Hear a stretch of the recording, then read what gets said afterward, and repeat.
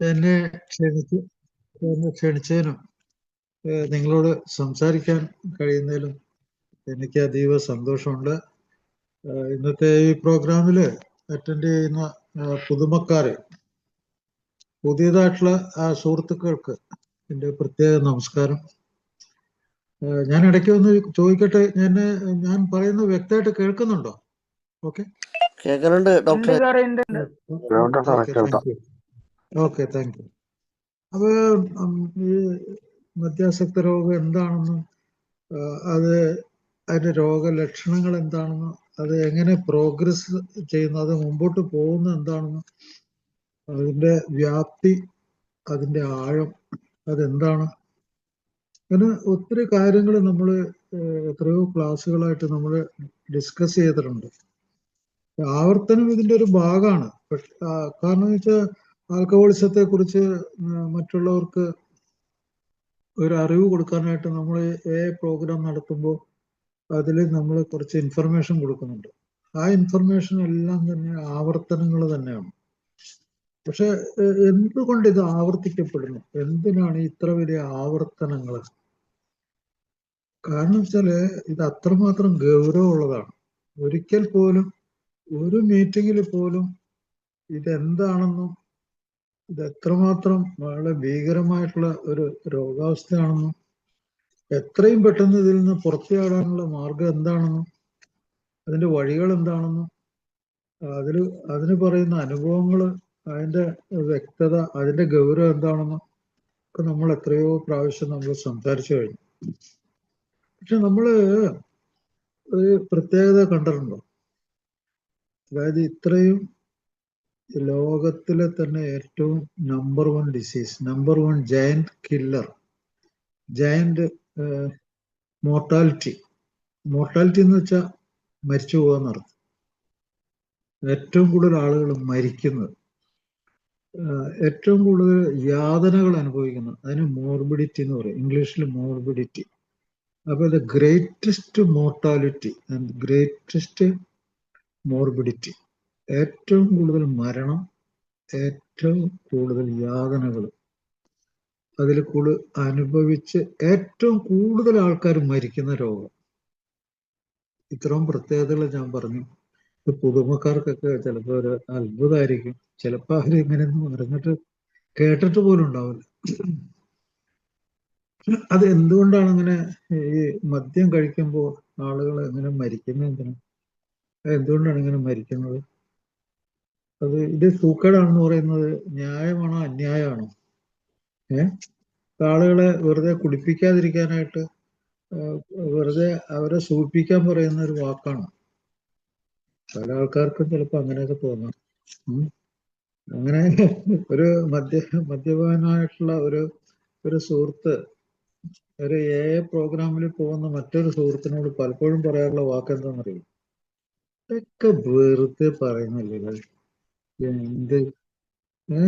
എന്ത് മീറ്റിംഗ്, അതൊക്കെ മനസ്സ് വെച്ച പോരെ, അതൊക്കെ നമ്മൾ ആവശ്യമുള്ളതല്ലേ കുടിക്കുള്ളൂ. നീ എന്താ പറയുന്നത്?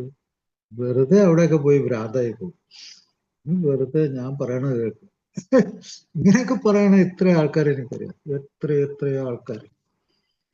അപ്പൊ പിന്നെ അങ്ങനെ പറഞ്ഞു കഴിഞ്ഞിട്ട് അവര് വഴിതെറ്റി പോകുന്നു.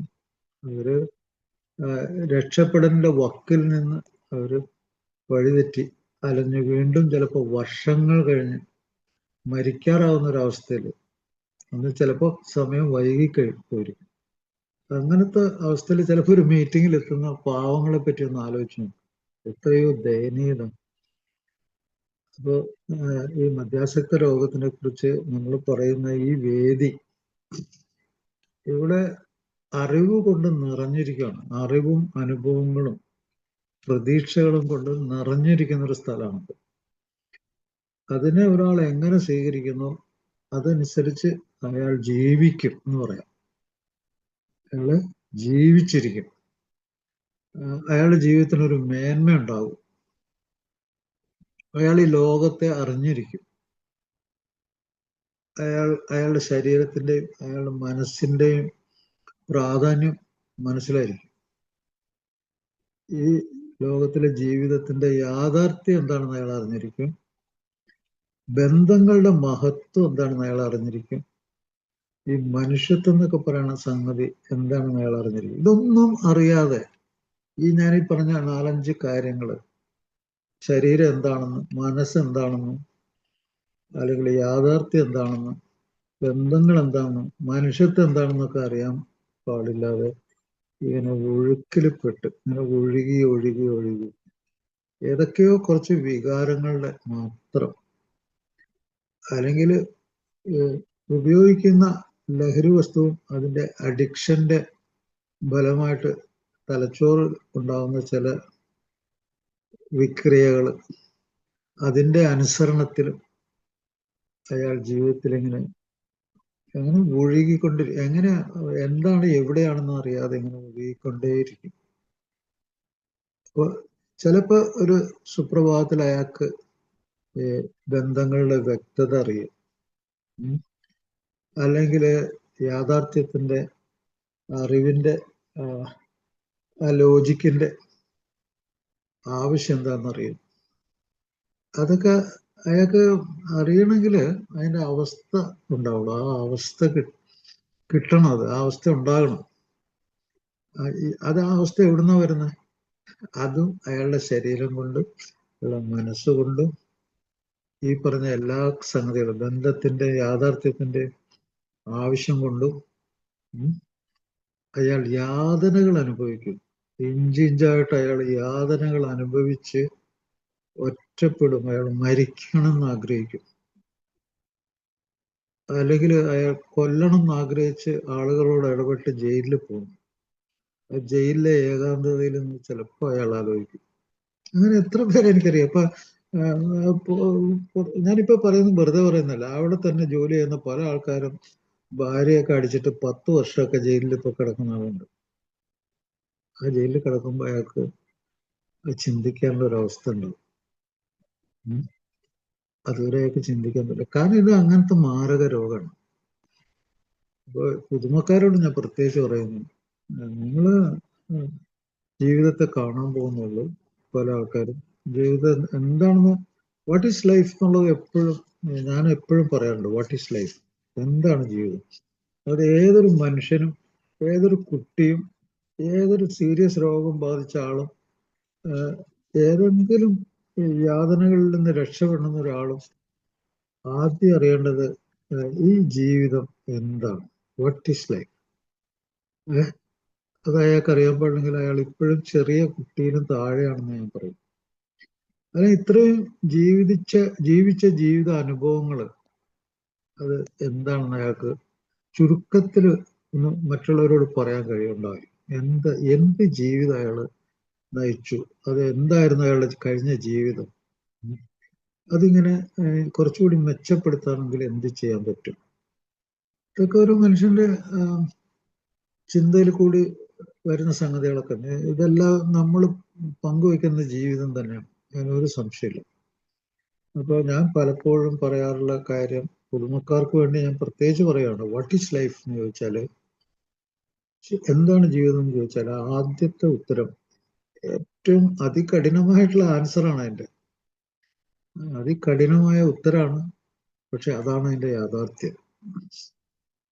അതിങ്ങനെയാണ്, ഒരാൾ മരിച്ചു പോകാതിരിക്കാൻ, ചീഞ്ഞും മണ്ണിന്റെ അടിയിൽ പോകാതിരിക്കാൻ, അല്ലെങ്കിൽ കത്തി ഭസ്മമായി പോകാതിരിക്കാൻ, ഒരു ശരീരം അങ്ങനെ നടക്കാതിരിക്കാൻ വേണ്ടി ചെയ്യുന്ന പ്രക്രിയ, ആ ഒരു ശരീരത്തിന്റെ ഉള്ളിൽ നടക്കുന്ന പ്രക്രിയകൾ, പ്രവർത്തനങ്ങൾ, അതാണ് ജീവിതം. അപ്പോ ഒരു പുതിയ പ്രശ്നം വന്നു. അപ്പൊ എന്താണ് ശരീരം ചെയ്യുന്നത്? ഒരാൾ ജീവിച്ചിരിക്കാൻ. അപ്പോൾ അത് അതിഗംഭീരമായിട്ടുള്ള ഒരു പ്രയത്നമാണ്, ഒരു ശരീരത്തിന്റെ പ്രയത്നമാണ്. ഒരു ശരീരത്തിന്റെ ഏറ്റവും ചെറിയ കോശങ്ങൾ, അതിന്റെ ഉള്ളില് പ്രവർത്തനം നടക്കുന്നുണ്ട്. ഏറ്റവും ചെറിയ അനേക കോടിക്കണക്കിന് കോശങ്ങളുണ്ട്. അതിന്റെ ഉള്ളിലുള്ള ഓരോ കോശവും പ്രവർത്തിക്കുന്നുണ്ട് അയാളെ ജീവിപ്പിക്കാൻ, അയാൾക്ക് ബോധം ഉണ്ടാക്കാൻ, അയാൾക്ക് പ്രാണവായു കിട്ടാൻ, അയാൾ വളർന്ന് വലുതാകാൻ, അയാൾ വളർച്ചയിൽ, അയാൾ അയാളെ പോലെ തന്നെയുള്ള ആളുകളെ ഉൽപ്പാദിപ്പിക്കാൻ, വംശം നിലനിർത്താൻ, ഈ ലോകമായിട്ടുള്ള ബന്ധം നിലനിർത്താൻ, അയാളുടെ സ്വഭാവത്തെ നിയന്ത്രിക്കാൻ, അയാൾ ആരാണെന്ന് അയാൾക്ക് തന്നെ അറിയാം, അയാളുടെ സ്വഭാവത്തെ നിയന്ത്രിക്കാൻ, ഉപദ്രവിക്കാതിരിക്കാൻ, ഉപദ്രവം ഏൽക്കാതിരിക്കാൻ, ഇതൊക്കെ അയാളുടെ ശരീരം അയാളെ പഠിപ്പിച്ചുകൊണ്ടിരിക്കുന്നുണ്ട്. പക്ഷെ ഒരിക്കൽ മദ്യത്തിന്റെ അല്ലെങ്കിൽ മറ്റു ലഹരി വസ്തുക്കളുടെ ഉപയോഗത്താൽ അടിപ്പെട്ടു പോയി കഴിഞ്ഞാൽ ഇതിൽ എത്രയോ കാര്യങ്ങൾ അയാൾക്ക് വല്ലപ്പോഴൊക്കെ മനസ്സിൽ കൂടെ കടന്നു പോവായിരിക്കും. പക്ഷെ അതിനോട് ഉത്തരവാദിത്വം ഉണ്ടാവില്ല അയാൾക്ക്. അതൊന്നും അയാളെ ഇരുത്തി ഡീപ്പായിട്ട് ചിന്തിപ്പിക്കുകയൊന്നുമില്ല. ഞാൻ നേരത്തെ പറഞ്ഞ പോലെ ഒഴുകി ഇങ്ങനെ നടക്കും. അയാളുടെ ഈ ആവശ്യങ്ങൾ, അയാൾക്ക് കുറെ ആവശ്യങ്ങളുണ്ട്. ജീവിക്കാനും വളരാനും ഈ സമൂഹമായിട്ട് ഇടപെടാനും ഉപദ്രവം ഏൽക്കാതിരിക്കാനായിട്ട് കുറെ കാര്യങ്ങളുണ്ട്. അതൊക്കെ ഈ ലോകത്തുനിന്ന് അയാൾക്ക്, അതായത് സർവൈവൽ എന്നൊക്കെ നമ്മൾ പറയില്ലേ, അതിജീവനം. ആ അതിജീവനത്തില് ഈ നമുക്ക് ശുദ്ധവായു ഉണ്ട്, വെള്ളം ഉണ്ട്, ഭക്ഷണം ലഭിക്കുന്നുണ്ട്. അതുപോലെ തന്നെ ഉപദ്രവം ഏൽക്കാതിരിക്കാനുള്ള, സുരക്ഷിതമായിട്ട് കിടക്കാനുള്ള ഒരിടം, അവിടെ വസ്ത്രങ്ങൾ, ഇതെല്ലാം അയാൾക്ക് കിട്ടുന്നുണ്ട്. അതാണ് അയാളുടെ ജൈവപരമായിട്ടുള്ള ആവശ്യങ്ങളാണ്. അയാൾക്ക് ലൈംഗികമായിട്ടുള്ള അയാളുടെ ആവശ്യങ്ങളുണ്ട്. അയാളുടെ ജന്മവാസനകൾ, അതൊക്കെ അവിടെ ഉണ്ട്. ഇതൊക്കെ അയാൾക്ക് ലോകത്തുനിന്ന് ലഭിക്കുന്നുണ്ട്. ലഭിക്കുന്നത് ശരിയായി ഉപയോഗിച്ച് വളർന്ന് വലുതായി മറ്റുള്ളവർക്ക് ഉപദ്രവം ഇല്ലാതിരിക്കണമെങ്കിൽ അയാൾ മദ്യത്തിൽ നിന്ന് വിട്ടു നിൽക്കേണ്ട ആവശ്യമുണ്ട്. മദ്യത്തിൽ നിന്ന് വിട്ടു നിൽക്കാതെ ഈ ആവശ്യം സാധിച്ചുകൊണ്ട് അയാൾ പോവുകയാണെങ്കിൽ മദ്യം ഇതിലെല്ലാത്തിലും ഇടപെടും. ഇപ്പൊ ഞാൻ പറഞ്ഞ വളരെ നിസ്സാര കാര്യങ്ങളാണ് തോന്നുന്നുണ്ട്. അയാൾക്ക് ഭക്ഷണം, വെള്ളം, അയാൾക്ക് ജോലി വേണം. ചുറ്റുപാടും ജോലിയൊക്കെ ഉണ്ടെങ്കിലേ അയാൾക്ക് ഒരു ജോലി കിട്ടുള്ളൂ. അയാൾക്ക് വിദ്യാഭ്യാസം വേണം. ആ വിദ്യാഭ്യാസം എത്രമാത്രം മറ്റൊരാൾക്ക് ആവശ്യമുണ്ടോ അയാളുടെ വിദ്യാഭ്യാസം കൊണ്ടുള്ളൊരു ഗുണം, അതിനനുസരിച്ച് ഒരു ജോലി കിട്ടുള്ളൂ. അയാൾക്ക് കഴിവ് വേണം. അപ്പൊ ഇങ്ങനെയൊക്കെയുള്ള സാധനങ്ങളൊക്കെ കിട്ടിയിട്ടും അയാൾക്ക് വേണ്ട കഴിവുകൾ, അത് ഉപയോഗിക്കാനുള്ള സാധ്യതകൾ, ഇതൊക്കെ മദ്യത്തിന്റെ ഇടപെടലോടുകൂടി എല്ലാം അയാൾ പുറകോട്ട് പോകും. വിദ്യാഭ്യാസത്തിൽ അയാൾ വളരെ താഴേക്ക് പോകും. അയാൾ നേരത്തെ പഠിച്ചുകൊണ്ടിരിക്കുന്ന സമയത്ത് തന്നെ അയാൾ കുടിക്കാൻ തുടങ്ങിയ ഒരാളാണെങ്കിലും അയാൾക്ക് ആ വിദ്യാഭ്യാസം ഒന്നും കംപ്ലീറ്റ് ചെയ്യാൻ പറ്റില്ല. അയാൾ വളരെ ലോവർ ലെവലിൽ തന്നെ എന്തെങ്കിലുമൊക്കെ ഒരു ജോലിയൊക്കെ ചെയ്തു അയാളുടെ വിദ്യാഭ്യാസത്തിന്റെ കഴിവ് ഡെവലപ്പ് ചെയ്യുന്ന മദ്യയിൽ ഇടപെടും. ഒരു ഉറപ്പായ കാര്യമാണ് മദ്യം ഇടപെടും. അപ്പൊ അതിപ്പോ അയാളുടെ ക്വാളിഫിക്കേഷൻ, അയാളുടെ വിദ്യാഭ്യാസത്തിന്റെ നിലവാരം വളരെ കുറവായിരിക്കും. ഉന്നത നിലവാരത്തിലേക്കൊന്നും പോകാൻ പറ്റില്ല. കാരണം തലച്ചോറിൽ പ്രവർത്തിക്കുന്ന ഒരു സാധനമാണ് മദ്യം. അപ്പൊ അതുകൊണ്ട് വിദ്യാഭ്യാസത്തിന്റെ കഴിവൊക്കെ വളരെ ലോവർ ലെവലിലായിരിക്കും. അതുപോലെ വേണ്ട അയാൾ കഴിക്കുന്ന ഭക്ഷണത്തിന്റെ ക്വാളിറ്റി പോലും വളരെ മോശമായിരിക്കും. അയാളുടെ ജന്മവാസനകളിൽ അത് ഇടപെടും. അയാൾ ചിന്തകൾ, അയാളുടെ തോന്നലുകൾ, അയാളുടെ വികാരങ്ങൾ, അയാളുടെ സ്വഭാവങ്ങളിൽ ഇടപെടും. അപ്പൊ ഇത് അടിസ്ഥാന സംഗതിയാണ് ഇപ്പൊ പറഞ്ഞത്. ഈ അടിസ്ഥാന കാര്യങ്ങളെല്ലാം മദ്യം ഇടപെടും. അത് കഴിഞ്ഞിട്ട് വേണമല്ലോ അപ്പുറത്തേക്ക് പോകാൻ. അതെന്താണ്? ഒരു വീട് വേണമെന്ന് പറഞ്ഞു. ആ വീട്ടിൽ സുരക്ഷിതത്വം, അവിടുത്തെ ആളുകളായിട്ടുള്ള ബന്ധങ്ങള്, സ്നേഹം പങ്കുവെക്കല്, ഉത്തരവാദിത്വം പങ്കുവെക്കല്, അതുകൂടാതെ തന്നെ മറ്റുള്ള വിഷമങ്ങളൊക്കെ അറിയാനുള്ളൊരു മനുഷ്യത്വം ഉണ്ടായിരിക്കണം. അതിനുള്ള ബോധം വേണം. അതൊക്കെ ബാധിക്കും. മിക്കവാറും അയാളൊരു ഹോംലെസ്, ഹെൽപ്ലെസ്, അങ്ങനെ ആയിരിക്കും അയാൾ ആ വീട്ടിൽ ജീവിക്കുന്നത്. അയാളവിടെ താമസിക്കുന്നുണ്ടോ എന്ന് മറ്റുള്ളവർക്കൊക്കെ അറിയാം. പക്ഷെ അയാൾക്ക് മറ്റുള്ളവരുടെ സ്നേഹം, മനസ്സ് തുറന്നുള്ള ഒരു സ്നേഹം കിട്ടുമെന്ന് എനിക്ക് തോന്നുന്നില്ല. കാരണം അയാൾ അവിടെ താമസിക്കുന്നവരെ ഉപദ്രവിക്കാതെ അയാൾക്ക് ജീവിക്കാൻ പറ്റില്ല. അങ്ങനെ ഉപദ്രവിക്കുന്ന ഒരാൾക്ക് ഒരു കെട്ടിടത്തിന്റെ ഉള്ളിൽ കിടക്കാന്നല്ലാതെ ഒരു വീട് പറയാൻ പറ്റില്ല. വീട്ടില് എന്താണ് സ്നേഹം പങ്കുവെക്കണം, ഭക്ഷണം പങ്കുവെക്കണം, ഓർമ്മകൾ പങ്കുവെക്കണം. പങ്കുവെക്കേണ്ട ഒരു കേന്ദ്രമാണ്. അൺകണ്ടീഷണൽ. ഒരു ഞാൻ അത് ചെയ്യാം, നീ ഇത് ചെയ്യണം എന്നുള്ള അതിലൊന്നുമല്ല. അവിടെ വ്യവസ്ഥകളൊന്നും ഇല്ലാത്ത ഒരു പങ്കുവെക്കല, സ്നേഹം, വസ്തുക്കൾ എല്ലാം പങ്കുവെക്കുന്ന അങ്ങനെയാണ്. പക്ഷെ ആളുകളെയൊക്കെ ഉപദ്രവിച്ചുകൊണ്ട് അങ്ങനെ ഒരു വീട്ടിൽ താമസിക്കുകയാണെങ്കിൽ അയാളുടെ മനസ്സ് മറ്റുള്ളവരിലേക്ക് എത്രമാത്രം അടുത്തിട്ടുണ്ടെന്ന് അത് നമുക്ക് പറയാൻ പറ്റും. ഒരു മദ്യാസക്തിന്റെ അയാളുടെ മനസ്സ് രാവിലെ എഴുന്നേറ്റ മുതൽ രാത്രി കിടക്കുന്നത് വരെ എപ്പോഴും ഒരു മെമ്മറി, ഒരു മെമ്മറി അയാൾക്ക് എപ്പോഴും ഉണ്ടാവും. എന്താണ് ആ മെമ്മറി? മദ്യത്തെ കുറിച്ചുള്ള ചിന്തയാണ്. ഹലോ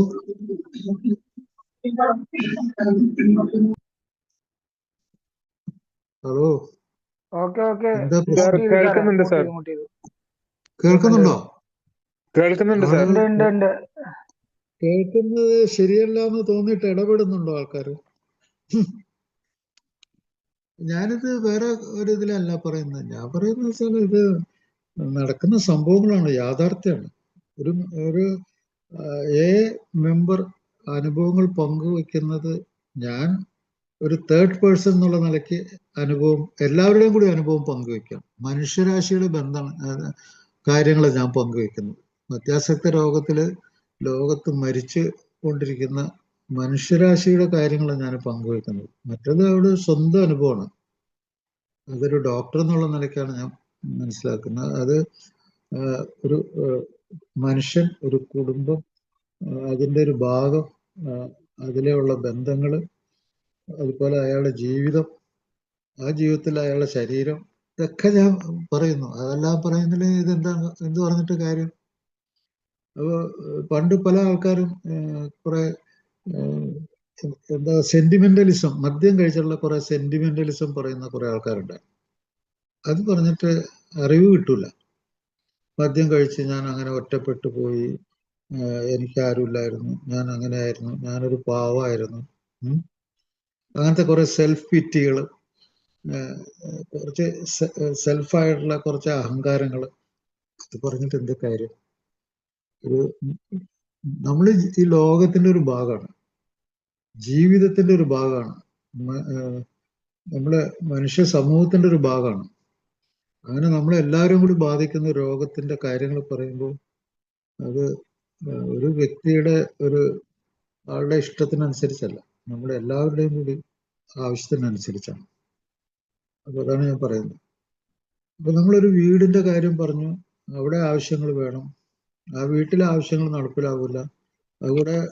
അത് കൂടാതെ ഇതിന്റെ യാഥാർത്ഥ്യമാണ് പറയുന്നത്. വാട്ട് ഈസ് ലൈഫ് എന്നുള്ളതിന്റെ യാഥാർത്ഥ്യമാണ്. ലൈഫ് ഉണ്ടാവില്ലല്ലോ, അതുകൊണ്ട് പറയണ അനുഭവങ്ങളും ശക്തിയും പ്രതീക്ഷയും നമ്മൾ പങ്കുവെക്കുമ്പോൾ അതൊരാളുടെ മാത്രം കാര്യം, ഇത് മനുഷ്യരാശിയുടെ മൊത്തം കാര്യം. അപ്പൊ വീട്, അവിടുത്തെ സുരക്ഷിതത്വം, അതെല്ലാം ഇല്ലാതെ അയാൾ ഒറ്റപ്പെട്ടിരിക്കുന്നു, അയാൾ ഒരു ഉപദ്രവകാരിയായിരിക്കുന്നു. അവിടെ അയാൾക്ക് വാസ്തവത്തിൽ ഒരു വീടില്ലാത്ത ആളെ പോലെയാണ്. അവിടെ നിന്നും അയാൾക്ക് ഞാൻ എന്ന് പറഞ്ഞ സാധനം വേണം. ഞാൻ, എൻ്റെ ശരീരം, എൻ്റെ മനസ്സ്, അതിൻ്റെ പ്രവർത്തനങ്ങൾ, അത് കാണുന്ന യാഥാർത്ഥ്യം, അത് ഇടപെടുന്ന കാര്യങ്ങൾ, അതൊക്കെ അവിടെ വേണം. അതൊന്നുമില്ല. അതൊന്നുമില്ലാതെ അയാള് ഞാൻ നിന്ന സാധനം പോലും ഇല്ല അവിടെ. ഞാൻ എന്ന് പറഞ്ഞാൽ ഞാൻ എന്നെ അറിയണമല്ലോ, ഞാൻ എന്നെ അറിയണം, ഞാനും മറ്റുള്ളവരുമായിട്ടുള്ള ബന്ധങ്ങൾ അറിയണമല്ലോ, ഉപദ്രവം ഇല്ലാതിരിക്കണമല്ലോ. അതുകൊണ്ട് ഇതൊന്നും അറിയാത്ത കൊണ്ട് അയാൾ അയാളെ തന്നെ അറിയുന്നില്ല. ഹൂ ആം ഐ, ഞാൻ ആരാണ് അയാൾ അറിയുന്നില്ല. അതാണ് സെൽഫ് അണ്ടർസ്റ്റാൻഡിങ് എന്ന് പറയുന്നത്, സ്വയം മനസ്സിലാക്കൽ. ഒരു സ്വയം എസ്റ്റീം, ഞാൻ എന്നുള്ള എന്നെ ഞാൻ പുറത്തേക്ക് അറിയുന്നത് എൻ്റെ അഡ്രസ്സ് മൂലം മാത്രമല്ല, ഞാനും ഈ സമൂഹമായിട്ടൊരു ബന്ധം കൂടിയാണ്. എന്നെ പറ്റിയുള്ളൊരു സ്വയം മതിപ്പിലൂടെയാണ്, എന്നെ പറ്റി മറ്റുള്ളവർക്ക് ഉണ്ടാകുന്ന സ്നേഹത്തിലൂടെയാണ് ഞാൻ അറിയപ്പെടുന്നത്. പക്ഷെ ഇവിടെ അയാളെ പോലും അറിയുന്നില്ല. ഉം. അയാൾ ആരാണ്, എന്താണ് സംഭവം, അയാളും മറ്റുള്ളവരായിട്ടുള്ള ഈ ബന്ധങ്ങളും യാഥാർത്ഥ്യങ്ങളും അയാൾ ഏത് രീതിയിലാണ് നിലനിൽക്കുന്നത്, അങ്ങനെ ഒരു സ്വയം മതിപ്പ് അയാൾക്കില്ല, സെൽഫ് എസ്റ്റീം ഇല്ല. അതിന്റെ മുകളിൽ ഒരു സംഗതിയുണ്ട്, ഭയങ്കര ഒരു സംഭവം. അതിന്റെ മുകളിലാണ് അയാൾക്കൊരു ജോലിയുണ്ട്. ആ ജോലി, അയാളുടെ ഭക്ഷണം, അവിടെ കൂടെ ജീവിക്കുന്നവരുടെ ഭക്ഷണം, അതിൽ കൂടിയുള്ളൊരു ഉത്തരവാദിത്വം, അതിനു വേണ്ടിയുള്ള ജീവിതത്തിന്റെ ഒരു മേന്മ, ഒരു ക്വാളിറ്റി, ഇതൊന്നും നിലനിർത്താൻ അയാൾക്ക് പറ്റില്ല. അയാളുടെ ജോലി ഇങ്ങനെ തകർന്നുകൊണ്ടിരിക്കും.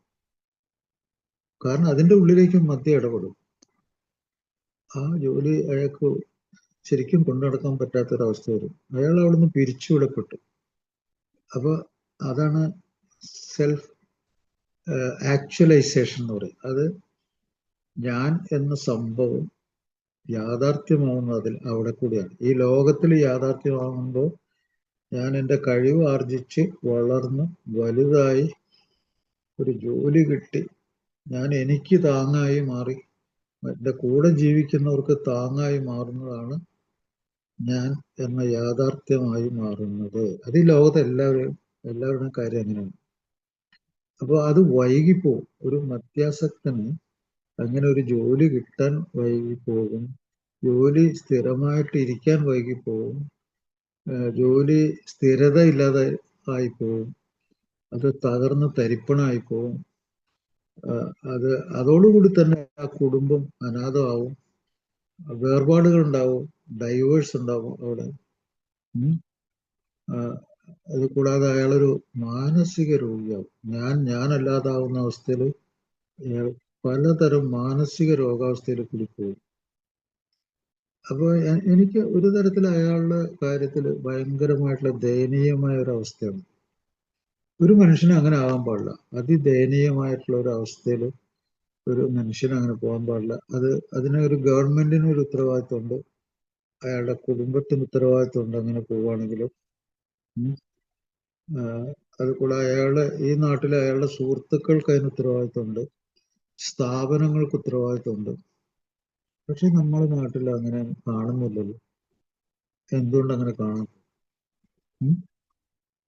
എന്തുകൊണ്ട് അങ്ങനെ കാണാത്തത്? പ്യുവർലി അത് ഞാൻ പറയാം, ആ നഗ്ന യാഥാർത്ഥ്യം ഞാൻ പറയാം. എന്താണെന്നറിയാവോ?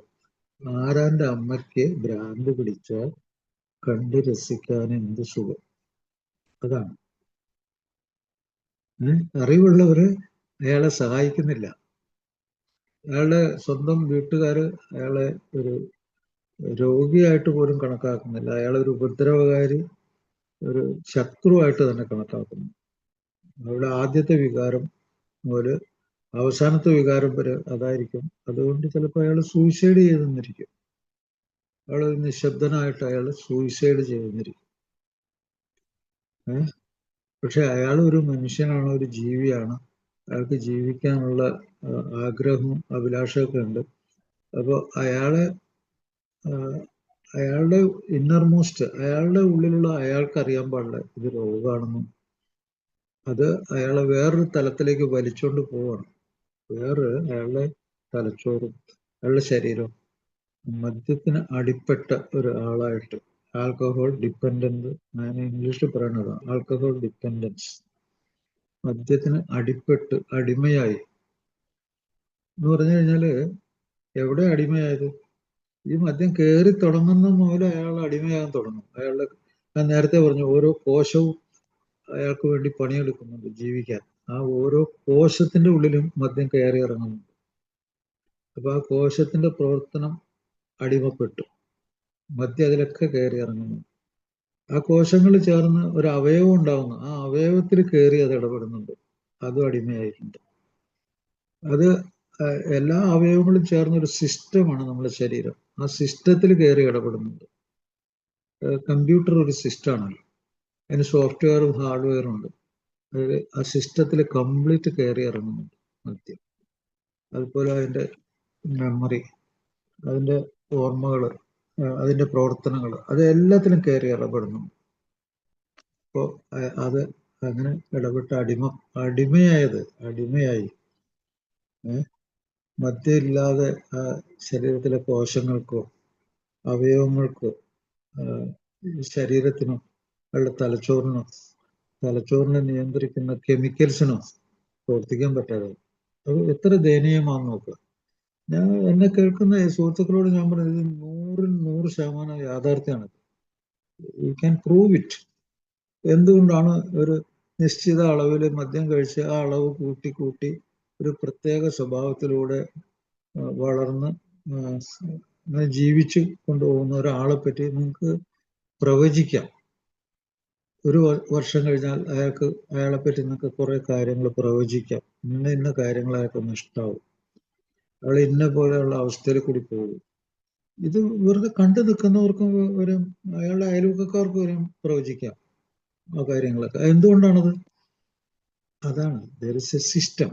ആ സിസ്റ്റത്തിന്റെ ഉള്ളിൽ ഉള്ള തകരാറുകൾ ഈ മദ്യം കയറി ഇറങ്ങുന്നതുകൊണ്ടാണ് എന്നുള്ളത് 100% ഉറപ്പായ കാര്യമാണ്. അതിന് വേറെ ഒന്നും വേണ്ട. അയാൾ എല്ലാ ദിവസവും കുടിക്കുന്നുണ്ട്, ആ കുടിയുടെ അളവ് കൂടുന്നുണ്ട്. നേരത്തെ പറഞ്ഞ സുഹൃത്ത് അത് തന്നെയല്ലേ പറഞ്ഞത്. ഒരു ആള് ഷെയർ ചെയ്ത് ഞാൻ കേട്ടു. ആ മദ്യത്തിന്റെ അളവ് കൂട്ടുന്നതും അതിൽ സംഭവിക്കുന്ന ദുരന്തങ്ങളെ പറ്റി അദ്ദേഹം പറഞ്ഞല്ലോ. അത് അങ്ങനെ വരാതിരിക്കില്ല. അതായത് മദ്യം കയറി ഇറങ്ങി അളവ് കൂടുന്തോറും അതിന്റെ തീവ്രത കൂടി, നാശം കൂടി, സിസ്റ്റം തകരും. അതാണ്. അപ്പോൾ അതിൽ സംഭവിക്കുന്ന കാര്യങ്ങളാണ് ഞാൻ ഇപ്പോൾ നേരത്തെ പറഞ്ഞത്. ഇങ്ങനെ ഒരു എന്താണ് ജീവിതം, മദ്യാസക്തന്റെ ജീവിതം അങ്ങനെ എന്താണെന്നറിയാത്ത ഒരാള് വന്നു കഴിഞ്ഞാല് അയാൾക്ക് വെറുതെ എന്തെങ്കിലുമൊക്കെ കേട്ടിട്ട് പോവുക എന്നുള്ളതല്ലാതെ അയാൾക്ക് കുറെ കാര്യങ്ങൾ മനസ്സിലാവും. ഞാനിതൊക്കെ ആലോചിച്ചുകൊണ്ട് നടന്ന ആളാണ്. മദ്യത്തെക്കുറിച്ചും നിർത്തുന്നതിനെ കുറിച്ചും ഞാൻ ആലോചിച്ചുകൊണ്ട് നടന്ന ഒരാളാണെന്നുള്ള ഒരു ധാരണയെങ്കിലും അയാൾക്ക് വേണം. അതിൽ നിന്നാണ് അയാൾക്ക് പ്രവർത്തിക്കാൻ പറ്റുന്നത്. അങ്ങനെ ഒരു ചിന്ത കുറെ വർഷങ്ങൾക്ക് മുമ്പ് എൻ്റെ ഉള്ളിലുണ്ടായിരുന്നു. അങ്ങനെ ഒരു ചിന്ത ഈ മീറ്റിങ്ങിൽ വന്നിട്ട് അയാൾക്ക് കിട്ടിയിട്ടുണ്ടെങ്കിൽ ഒരു പക്ഷെ അടുത്ത് തന്നെ അയാൾ 24 മണിക്കൂർ പ്രോഗ്രാം ചിലപ്പോൾ സ്വീകരിച്ചെന്നിരിക്കാം. അയാൾ അതൊക്കെ കേട്ടിട്ടുണ്ടെങ്കിലും സ്വീകരിക്കണമെങ്കിൽ പിന്നെയും ചിലപ്പോൾ സമയം പിടിക്കും. കാരണം അയാളെ സംബന്ധിച്ച് അതിന് ധൈര്യം ഉണ്ടാവില്ല. അങ്ങനെ അത് വലിയൊരു സംഭവമാണ്. അത് ആൽക്കഹോളിക്സ് അനോണിമസിന്റെ പ്രെയർ നിങ്ങൾ എടുത്ത് നോക്കുക. ആ പ്രെയർ ഒന്നും ആദ്യം വന്നേക്കുന്ന ആൾക്കൊന്നും ഒരു പിടിയും കിട്ടില്ല.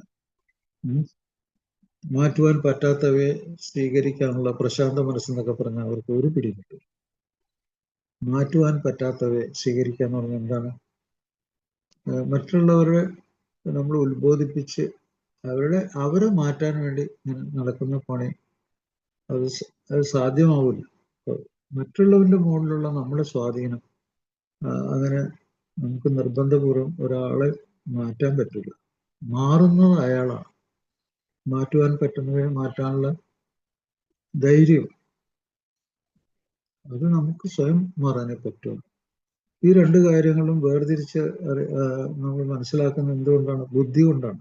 രണ്ടും രണ്ട് കാര്യമാണെന്ന് ബുദ്ധി കൊണ്ടാണ് മനസ്സിലാക്കുന്നത്. അതുപോലെ എനിക്ക് എന്നെ മാറ്റാൻ വേണ്ടത് ധൈര്യമാണ്. ഒത്തിരി കാര്യങ്ങളായി ഈ പ്രാർത്ഥനയിൽ. ഇതൊക്കെ ഒരു കുറെ വർഷങ്ങൾ വന്ന ആളുകൾക്ക് ഒരാൾക്ക് പ്രാർത്ഥന ചൊല്ലുമ്പോൾ പോലും അത് തെറ്റിപ്പോകുന്നു. മാറ്റുവാൻ പറ്റാത്തവയെ സ്വീകരിക്കുന്ന ഈ ലോകത്തില് ഒരാള് പറഞ്ഞ് മറ്റൊരാളെ മാറ്റുക എന്നുള്ളത് ഒരു ചാൻസ് ആണ്. അത് ഭൂരിപക്ഷം സാധിക്കില്ല എന്ന് തന്നെ നമ്മൾ വിചാരിക്കാൻ നല്ലത്. അതിനെപ്പറ്റി മാത്രം ഈ ലോകത്തിലെ ആൾക്കാരെ മുഴുവനും അഹിംസാവാദികളാക്കി മാറ്റും. ഇത് നമ്മളൊരു പടയാണെന്ന് വിചാരിക്കും. അഹിംസാവാദികൾ. അത് ആരാ സ്വീകരിക്കുന്നു?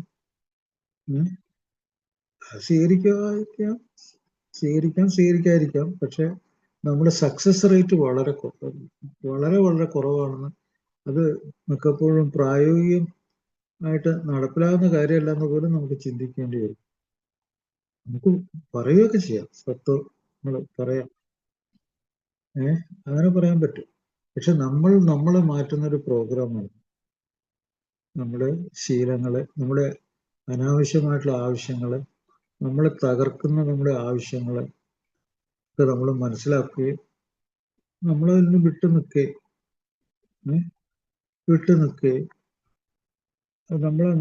നമ്മളെ തന്നെ മാറ്റുകയും ചെയ്യുന്ന ഒരു പ്രോഗ്രാം. അതിന് രണ്ട് കാര്യങ്ങൾ ആവശ്യമുണ്ട്. ഒന്ന്, ധൈര്യം വേണം. ആ ധൈര്യത്തിന്റെ കുറവ് ഭയങ്കരമാണ്.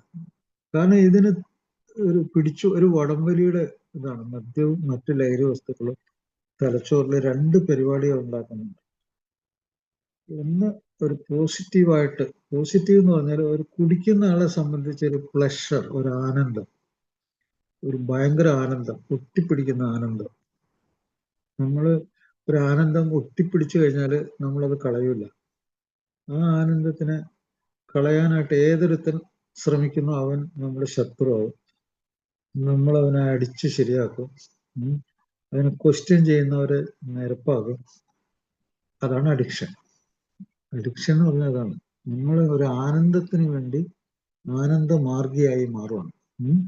അതവിടെ ഒട്ടിപ്പിടിച്ചിരിക്കുകയാണ്. നമ്മുടെ തലച്ചോറിലെ ചിന്തയിലും തോന്നലിലും വികാരങ്ങളിലും ഒട്ടിപ്പിടിച്ച് പശ പോലെ ഒട്ടിപ്പിടിച്ചത് അങ്ങനെ ചേർന്നിരിക്കുകയാണ്. അതിനെ അവിടുന്ന് ഇളക്കാനായിട്ട് അത് ഉപദേശിക്കുകയോ അല്ലെങ്കിൽ നിർബന്ധിക്കുകയോ അതിൽ ഇടപെടുകയോ ചെയ്യുന്നവനെ ഉണ്ടല്ലോ അടിച്ച് നിരപ്പാക്കും. അത് എല്ലാ ആനന്ദത്തിൻ്റെയും പരിപാടിയൊക്കെ. അപ്പൊ അങ്ങനത്തെ ഒരു സഹനമൊന്നും ഉണ്ടാവില്ല ഈ രോഗാവസ്ഥയിലായിക്കഴിഞ്ഞു. നേരെ മറിച്ച് ഇപ്പൊ നിങ്ങളൊരു മനുഷ്യനാണെങ്കിൽ കുട്ടി അവിടെ വിശന്നിരിക്കുകയാണ്. നിങ്ങൾക്ക് വെക്കുന്ന ഭക്ഷണം നിങ്ങൾ എടുത്ത് കഴിക്കുന്നതിന് മുമ്പ് നിങ്ങളുടെ കുട്ടിക്ക് വെക്കും. എന്താണ് അവിടെ കാര്യം? അപ്പൊ അവിടെ നിങ്ങളുടെ ചിന്തകള്, നിങ്ങളുടെ വികാരങ്ങള്, നിങ്ങളുടെ സ്വഭാവ രീതിയൊക്കെ പ്രവർത്തിക്കാൻ തുടങ്ങും. അവിടെ വളരെ നല്ല രീതിയിൽ അത് പ്രവർത്തിച്ചു കഴിഞ്ഞു. അത് പ്രവർത്തിക്കുമ്പോൾ ഇപ്പോൾ നിങ്ങളൊരു മനുഷ്യനും കൂടിയാണ്. അതിന്റെ ആ മനുഷ്യത്വം നിങ്ങളുടെ ഉള്ളിലുണ്ട്. നിങ്ങൾ അതിൽ കൂടി കിട്ടിയ ഈ സമൂഹത്തിന്റെ ഒക്കെ കഴിവിൽ കൂടി നിങ്ങളെ പഠിപ്പിച്ച അറിവിന്റെ അടിസ്ഥാനത്തിൽ അങ്ങനെ നിങ്ങൾ ചെയ്യുന്നത് തെറ്റാണെന്നുള്ള ബോധ്യം നിങ്ങൾക്കുണ്ട്. അപ്പോൾ അതിൻ്റെ ഉള്ളില് നിങ്ങളെ സമൂഹം പഠിപ്പിച്ച ഗ്രൂപ്പ് കോൺഷ്യസ്നസ്, അതിന്റെ ബോധം നിങ്ങളുടെ ഉണ്ട്. ആ ബോധത്തിന്റെ ഉള്ളിൽ ഒരു മനുഷ്യനായിട്ട് നിങ്ങൾ പ്രവർത്തിക്കും. അപ്പോൾ നിങ്ങൾ വിശന്നിരിക്കുന്ന നിങ്ങളുടെ കുട്ടിക്കാണ് നിങ്ങൾ ഭക്ഷണം ആദ്യം കൊടുക്കുന്നത്. അതാണ് ജീവിതം. മനസ്സിലായില്ലേ? അല്ലെങ്കിൽ നിങ്ങൾക്ക് ആ ഒരു ബോധമില്ലാത്ത ഒരാളാണെങ്കിൽ ഏറ്റവും വലിയ ഡേഞ്ചറസ് മാൻ, ഒരു ഭയങ്കര അപകടകാരിയായിരിക്കും. അപ്പൊ ഇത് ആണ് നമ്മള് മനുഷ്യനും മനുഷ്യത്വം എന്നൊക്കെ പറയുന്നത്. ഒരു 5-6 കാര്യങ്ങളുണ്ട്. അതില് ദയ, അതുപോലെ വിശന്നിരിക്കുന്ന ഒരു ചെറിയ കുട്ടി അനുഭവിക്കുന്ന കഷ്ടപ്പാടുകൾ എന്തായിരിക്കും, അതിന് നമ്മൾ കൊടുക്കുന്ന മുൻഗണന, അത് നമ്മുടെ ഉള്ളിൽ നിന്ന് വരുന്നത്. അപ്പൊ ഇങ്ങനെയുള്ള സംഭവങ്ങൾ നമ്മൾ മനുഷ്യത്വം ഉണ്ടാക്കണം. ഇതൊക്കെ കൂടിയാണ് നമ്മുടെ ആത്മീയത. അല്ലാതെ നിങ്ങൾ വേറെ ഒരു മതത്തിന് വേണ്ടി നിങ്ങൾ വാദിക്കുന്നതോ, ഒരു മതം പറയുന്നത് കേട്ട് നിങ്ങൾ മറ്റൊരാളെ കൊല്ലുന്നതോ, ഉപദ്രവിക്കുന്നതോ, ചീത്ത പറയുന്നതോ, ഇതൊക്കെ ആത്മീയത എന്ന് പറയാനൊന്നും എനിക്ക് തോന്നുന്നില്ല. ആത്മീയത എന്ന് പറഞ്ഞാൽ അതിന്റെ അടിത്തറ, അല്ലെങ്കിൽ നിങ്ങൾ ഏറെ മരിച്ചു കഴിഞ്ഞ് ഏതോ ലോകത്ത് പോകുന്നു, അതിലൊന്നും ആത്മീയത ആയിട്ട് പറയുന്നില്ല. ആൽക്കഹോളിക്സ് അനോണിമസിലെ ആത്മീയത എന്ന് പറഞ്ഞാൽ അത് മതാതീതമാണ്. അത് സഹാനുഭൂതി, ത്യാഗം. അതാണ് 12 പടികൾ പഠിപ്പിക്കുന്നത് ത്യാഗത്തെക്കുറിച്ചാണ്. ഒരാൾ അവനവന് വേണ്ടി ത്യാഗം ചെയ്യുന്നു. ആ ത്യാഗം എന്താണ്? മറ്റത്തിൽ നിന്ന് വിട്ടുനിന്ന് അതിനെ അയാള് സ്വന്തം ഭാര്യയെക്കാളും മക്കളെക്കാളും സ്വന്തം വീടിനേക്കാളും ഒക്കെ സ്നേഹിച്ചു മദ്യത്തെ. അതിനെ ഉപേക്ഷിക്കണമെങ്കിൽ അയാൾക്ക് ഒരു ത്യാഗം വേണം. എത്ര കുഴപ്പക്കാരനാണെങ്കിലും അയാൾക്ക് ഭയങ്കര ത്യാഗം ചെയ്തേ പറ്റുള്ളൂ. അപ്പൊ ആ ത്യാഗം ചെയ്യാനുള്ളൊരു 12 പടികൾ നമ്മുടെ ഈ പ്രോഗ്രാമിലുണ്ട്. ആ പടികളിൽ കൂടിയാണ് നമ്മൾ ഒരു മനുഷ്യനായി മാറാനും ജീവിക്കാനും തുടങ്ങുന്നത്. അത് 12ാമത്തെ പടി അതാണ് പറയുന്നത്. ഈ ജീവിതത്തെ കുറിച്ചുള്ള കുറച്ച് തത്വദർശനങ്ങൾ, നമ്മൾ ആരാണെന്നുള്ള, മദ്യാസക്ത രോഗത്തിന്റെ ഉള്ളിൽ ജീവിക്കുന്ന നമ്മൾ ആരാണെന്നുള്ള ഒരു ദർശനം, അതിനെ തിരിച്ചറിയാനുള്ള വഴികൾ, അതിനെ എങ്ങനെ മാറ്റിയെടുക്കാന്നുള്ള വഴികൾ, അതൊക്കെയാണ് 1 മുതൽ 12 പടികൾ വരെയുള്ളതിൽ മതാതീതമായിട്ടുള്ള ഒരു മനുഷ്യത്വം, മതത്തിന്റെ ഉള്ളില് കുടുങ്ങിക്കിടക്കാതെ, അതിന്റെ ഉള്ളിൽ നിങ്ങൾ വിചാരിക്കുന്ന എന്തെങ്കിലും ഒരു ആത്മീയത എന്ന് പറഞ്ഞാൽ ഇതൊക്കെ തന്നെയാണ്. സ്നേഹം, കരുണ, മറ്റുള്ളവരോടുള്ള കരുണ, സ്നേഹം, സഹാനുഭൂതി, അയാൾ അനുഭവിക്കുന്ന വിഷമം എന്റേതാണെങ്കിൽ എന്നുള്ള ചിന്ത, ഇതൊക്കെ കൂടി ചേരുമ്പോഴാണ് ആത്മീയത വരുന്നത്. ഇത്തരം സംഗതികൾ അതിൽ കയറുന്നില്ലെങ്കിൽ ആത്മീയത അല്ലെന്ന് തന്നെയാണ് ഈ പറയുന്നത്. മറ്റ് എക്സ്റ്റേണൽ ഫാക്ടേഴ്സ് ഒന്നും ഒരു ആത്മീയതയാവൂല, ഒരു മതാതീതവും ആവൂല. ആളുകൾ ഇങ്ങനെ കൊട്ടിഘോഷിച്ചൊക്കെ നടക്കുന്നുണ്ട്, അതൊക്കെ പോട്ടെ. ഇപ്പൊ ആൽക്കഹോളിക്സ് അനോണിമസ് ഉദ്ദേശിക്കുന്ന ആത്മീയത അത് തന്നെയാണ്. അതുകൊണ്ടാണ് ഏത് മതത്തിലും ഏത് ജാതിയിലും ഏത് ജോലിയിലും ഏത് അവസ്ഥയിലുള്ള ആളുകൾക്ക് വേണ്ടി തുറന്നിട്ടിരിക്കുന്ന അവസാന വീടാണ്. ഒരു നശിച്ചുപോയ ഒരു അലഞ്ഞു തിരിഞ്ഞ് നടക്കുന്ന, ഒരു സുരക്ഷിതത്വം കിട്ടാത്ത, ഒരു ഇരുട്ടിൽ തപ്പി നടക്കുന്ന ഒരു മദ്യാസക്ത രോഗി, അല്ലെങ്കിൽ ഒരു ലഹരി ഉപയോഗിച്ചിട്ട് ഒറ്റപ്പെട്ടു പോയ ഏതൊരാളും അയാളുടെ അവസാനത്തെ വീടാണ് ഈ പ്രോഗ്രാം. ആൽക്കഹോളിക്സ് അനോണിമസിന്റെ പ്രോഗ്രാം ആയാലും നാർക്കോട്ടിക് അനോണിമസിന്റെ പ്രോഗ്രാം ആയാലും അല്ലെങ്കിൽ മറ്റ് അഡിക്ഷൻ പ്രോഗ്രാം ആയാലും ഇതെല്ലാം ഈ അവസാനത്തെ വീടാണ്. ആ വീട്ടില് അയാൾക്ക് സ്നേഹം ഗ്യാരണ്ടീഡാണ്, സഹായം ഗ്യാരണ്ടീഡാണ്, അയാൾക്ക് അനുഭവങ്ങൾ ഗ്യാരണ്ടീഡാണ്. അങ്ങനെയാണ് അയാള് മനുഷ്യത്വത്തെ തിരിച്ചറിയുന്നതും അതിലൂടെ റിക്കവറി സാധിക്കുന്നത്. 1 മുതൽ 12 വരെയുള്ള എല്ലാ പടികളും 24 മണിക്കൂർ പ്രോഗ്രാം ചെയ്തുകൊണ്ട് പഠിച്ച് ഒരു 90 ദിവസത്തേക്ക് മുന്നോട്ട് പോയാലും തലച്ചോറിൽ കുറച്ച് വിവരം കിട്ടും. തലച്ചോറിൽ കിട്ടുന്ന ആ വിവരമാണ് ഒരാളെ അയാളെ മാറ്റിയെടുക്കാൻ സഹായിക്കുന്നത്. തലച്ചോറിൽ കയറുന്ന ആ വിവരങ്ങളാണ്. അതിന് അയാൾ ചെവി ഓർത്തിരിക്കണം, കേൾക്കാനുള്ള കേൾവി ഭയങ്കര സംഭവമാണ്. ഇവിടെ കേൾവി ഒരാളുടെ മനസ്സായി മാറുവാണ്. ആ മനസ്സ് കേൾക്കുന്ന വാക്കുകൾ അതെല്ലാം കൂടി ഒരുമിച്ച് പ്രവർത്തിച്ച ഒരു മരുന്നായിട്ട് മാറുവാണ്. അത് ചിന്തകളെയും തോന്നലുകളെയും വികാരങ്ങളെയും ഒക്കെ സ്വഭാവങ്ങളെയൊക്കെ മാറ്റിമറിച്ചൊരു മരുന്നായിട്ട് മാറുവാണ്. അങ്ങനെ അയാളൊരു പുതിയ പ്രോഡക്റ്റായിട്ട് പുറത്തു വരും. അതിനയാൾക്ക് സമ്മതം ഉണ്ടാവില്ല, അതാണ് പ്രശ്നം. കാരണം അയാൾ മദ്യം അങ്ങോട്ട് പിടിച്ചു വലിച്ചോണ്ടിരിക്കുന്നുണ്ട്. അതാണ് അഡിക്ഷൻ. അഡിക്ഷൻ അയാളെ പിടിച്ചു വലിച്ചോണ്ടിരിക്കുന്നുണ്ട്. ആ പിടിച്ചു വലിയിൽ നിന്ന് ആര് അയാളെ എതിർക്കാൻ നോക്കുന്ന ചിലപ്പോൾ അവരെ കൊല്ലാൻ സാധ്യതകളുണ്ട്. ഈ അടുത്തിടെയാണ് പത്രത്തിൽ വന്ന് ഒരു സ്വന്തം സഹോദരൻ ഒരു ചികിത്സിക്കാൻ വേണ്ടി ഡി അഡിക്ഷൻ സെന്ററിൽ കൊണ്ട് അനിയനെ, ജ്യേഷ്ഠനെ അനിയൻ കൊണ്ടാക്കി. അവൻ തിരിച്ചു വന്നപ്പോഴത്തേക്കും മറ്റവനെ കൊന്നു. എന്താണ്? ഇടപെടാൻ പാടില്ല. അവന് ഇടപെടാൻ പാടില്ല. അവന്റെ അറിവ് അത്രേ ഉള്ളൂ. എന്റെ സുഖത്തിൽ ഇടപെടാൻ പാടില്ല. എന്റെ സുഖമാണ്. അപ്പൊ ഈ അഡിക്ഷൻ എന്ന് പറഞ്ഞാൽ ഏതൊക്കെ രീതിയില് മൃഗങ്ങള് ഈ ഭക്ഷണത്തിന് വേണ്ടി കടിപിടി കൂട്ടും. അത് അവരുടെ ജന്മസ്വഭാവത്തിന്റെ ഒരു ഇൻസ്റ്റിങ്ക്റ്റ് ആണ്. അതിനേക്കാളും മോശമായിരിക്കും ഈ അഡിക്ഷൻ രോഗി. അയാൾ വിശന്നിട്ടാണ് മൃഗങ്ങൾ തമ്മിൽ കടിപിടിക്കുന്നത്. ഇവിടെ അതല്ല, അഡിക്ഷൻ, ആർത്തിയാണ്. ആർത്തി കൊണ്ടിട്ടാണ്, ആഹ്ലാദത്തിന് വേണ്ടിയുള്ള ആർത്തിയാണ്. അതിനു വേണ്ടിയാണ് കൊന്നത്. മനസ്സിലായി?